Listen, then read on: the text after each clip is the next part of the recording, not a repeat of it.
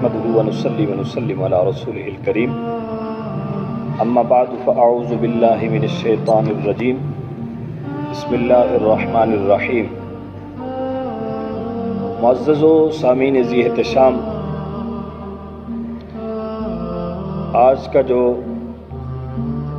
ہمارا سلسلہ گفتگو کا شروع ہونے والا ہے وہ ہے مہمان کی خدمت کے حوالے سے،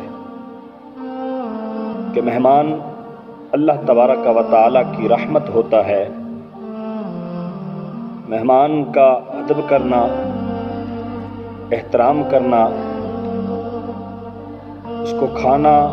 پیش کرنا، اس کو پانی پیش کرنا، یہ فرامین مصطفیٰ صلی اللہ علیہ وسلم میں شامل ہے۔ اور ہمارے اکابرین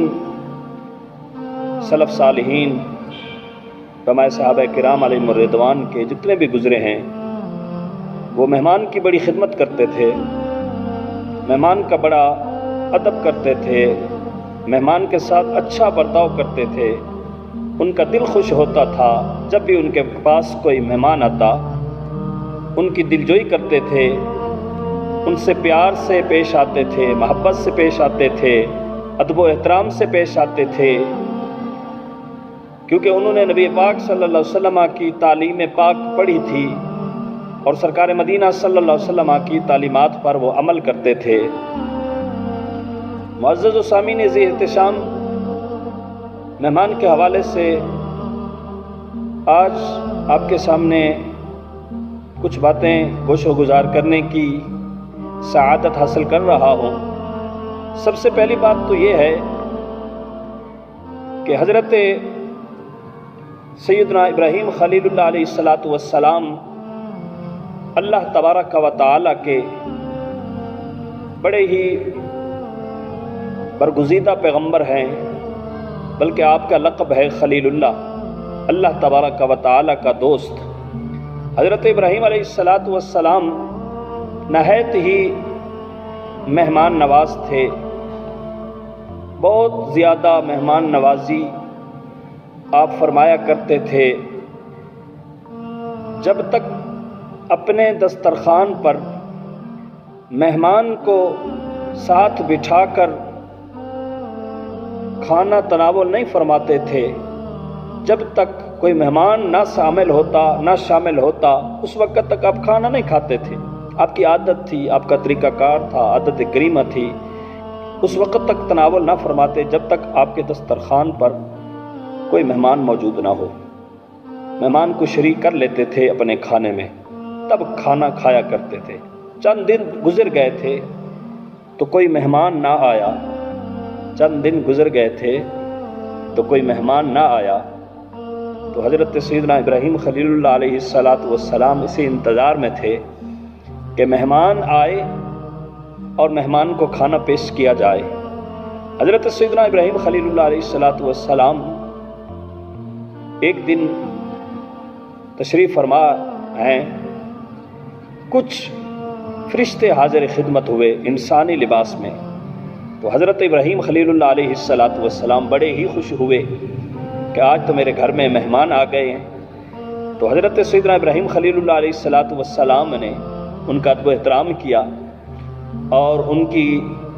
خدمت میں کھانا پیش کرنے کے لیے آپ نے ایک جانور ذبح کیا، چھوٹا سا جانور تھا جو ذبح کیا، ذبح کر کے اس کا گوشت بھون کر لائے، اور آپ کی اس طرف توجہ نہ رہی کہ یہ اللہ تبارک و تعالیٰ کے فرشتے ہیں، اللہ تعالیٰ کے معصوم فرشتے ہیں، اس طرف آپ کی توجہ نہ گئی۔ آپ نے جلدی ذبح کیا جانور، اس کا گوشت بھون کر لائے اور حاضر خدمت کر دیا، فرمانے لگے کھائیں۔ وہ چونکہ فرشتے تھے انہوں نے کھانا تو نہیں تھا، تو حضرت ابراہیم علیہ السلام کی جب اس طرف توجہ گئی کہ یہ کھانا نہیں کھا رہے، یہ تو اللہ تعالیٰ کے فرشتے ہیں، تو دوستان گرامی، احباب ذی وقار، آپ دیکھیں کہ حضرت ابراہیم علیہ السلام کا یہ خوبصورت عمل کتنا پیارا ہے، کتنا پسند اور خوبصورت ہے کہ آپ بغیر مہمانوں کے کھانا نہیں تناول فرماتے تھے، کہ جب تک مہمان نہ آئے آپ کھانا بھی نہیں کھایا کرتے تھے، اب جب مہمان آ جاتا تو خوش ہوتے تھے۔ تو معزز سامعین ذی احتشام دیکھیں حضرت سیدنا ابراہیم علیہ السلام کا یہ عمل ہمارے لیے کتنا خوبصورت مشعل راہ ہے، کہ ہمیں بھی چاہیے کہ ہم بھی سیدنا ابراہیم خلیل اللہ علیہ السلام کی اس خوبصورت ادا پر عمل کریں۔ بلکہ ایک بار روایات میں آتا ہے کہ حضرت عطا رحمۃ اللہ تعالی علیہ فرماتے ہیں کہ حضرت ابراہیم خلیل اللہ علیہ السلام کا جب کھانے کا وقت آتا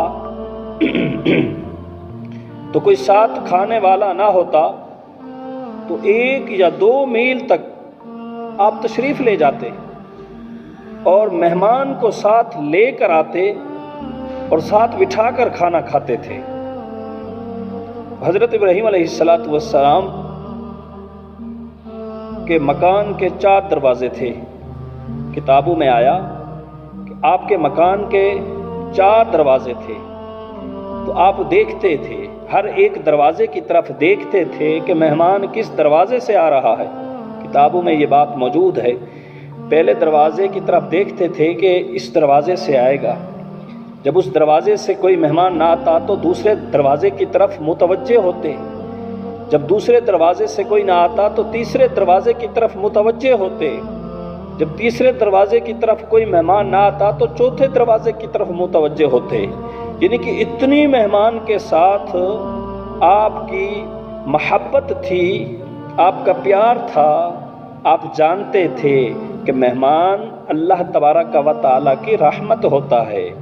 اللہ تبارک و تعالیٰ کی رحمت ہوتا ہے، اسی لیے تو آپ مہمان کے ساتھ کھانا کھاتے تھے، کھانا تناول فرماتے تھے۔ اور آج ہماری حالت کیا ہے؟ ہم تو مہمان کو دیکھتے ہی چھپ جاتے ہیں، مہمان کو دیکھتے ہی دروازہ بند کر دیتے ہیں، مہمان اگر کہیں مل جائے تو ہم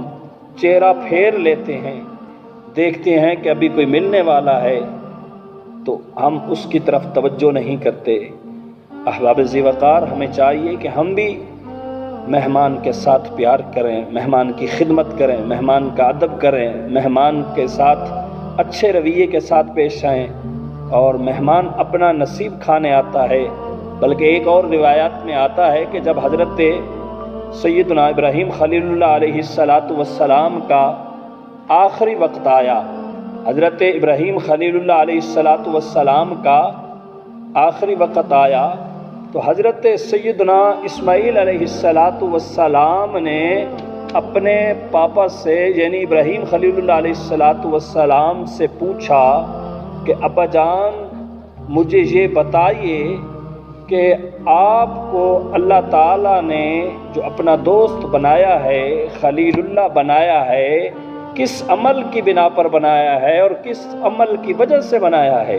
حضرت اعمش رحمۃ اللہ تعالیٰ علیہ رضی اللہ تعالیٰ عنہ فرماتے ہیں یہی بات کہ جب حضرت سیدنا ابراہیم خلیل اللہ علیہ السلام کا وصال کا وقت آیا تو حضرت ابراہیم علیہ السلام کے وصال کا وقت آیا تو حضرت اسماعیل علیہ السلام نے پوچھا بجان کہ آپ کو اللہ تبارک و تعالیٰ نے کون سے عمل کی وجہ سے اپنا خلیل بنایا؟